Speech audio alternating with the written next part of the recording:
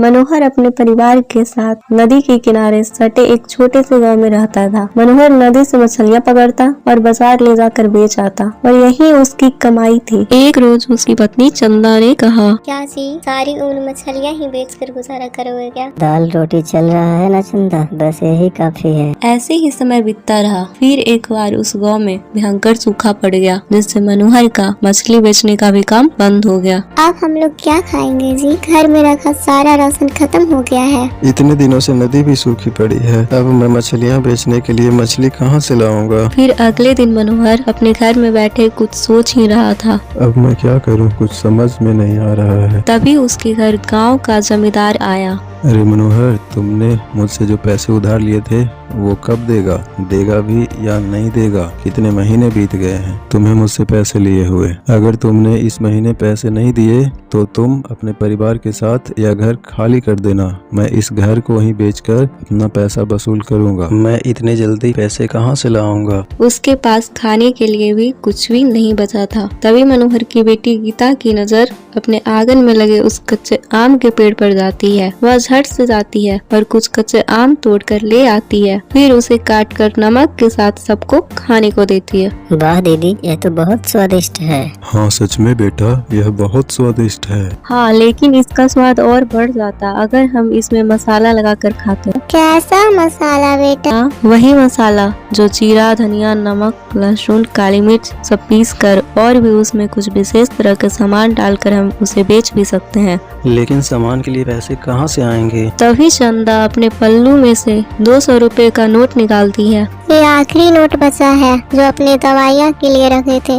अगर गीता का बताया हुआ काम चल पड़ा तो हम अपनी दवाइयाँ फिर बाद में ले आएंगे। फिर गीता बाजार जाकर जरूरत के सामान ले आई। फिर कच्चा आम काटकर उस मसाले के साथ सबको खाने को दिया। मनोहर खुशी से बोला, अरे वाह बेटा, यह तो बहुत ही स्वादिष्ट है। मैं अभी पेड़ से आम तोड़ कर लाता हूँ, फिर उसे बाजार में बेचने जाएंगे। मनोहर ने आम तोड़े और मसाला लेकर बाजार में बेचने के लिए गीता के साथ निकल पड़ा। कच्चा मसाला, कच्चा मसाला, आइए आइए, सिर्फ 20 रुपए में। आइए आइए, कच्चे मसाले आम, कच्चा मसाला वाला आम, आइए सिर्फ 20 रुपए में। आइए आइए। उसके मसाले की खुशबू से लोग कुछ ही देर में उसके तरफ आने लगे और देखते ही देखते उसके सारे कच्चे आम बिक गए। दोनों जल्दी से घर आ गए। क्या हुआ जी, आप दोनों बड़ी जल्दी घर लौट आए? अरे चंदा, आज हमारे सारे आम बिक गए। ये देखो पैसे देख सभी बहुत खुश हुए। अगले दिन मनोहर फिर से कच्चे आम और मसाला लेकर बेचने निकल गया। मनोहर जहां बाजार जाकर कच्चे मसाला आम बेचने लगा और वहीं गीता भी दूसरे गांव जाकर मसाले वाला कच्चे आम बेचने लगी। कुछ ही दिनों में उन्होंने ठीक ठाक पैसे जोड़ लिए। धीरे धीरे गीता मसाले वाले आम के साथ साथ आम का अचार भी बनाकर बेचने लगी, जिससे उसकी कमाई और भी बढ़ गई। फिर एक रोज, ये लो बाबा पैसे, आप जमींदार के पैसे उन्हें लौटा दीजिए। और बाबा, अब मैं अपने ठेले को एक बहुत बड़ी दुकान में बदलने वाली हूँ। तभी उसके दरवाजे पर एक आदमी आया।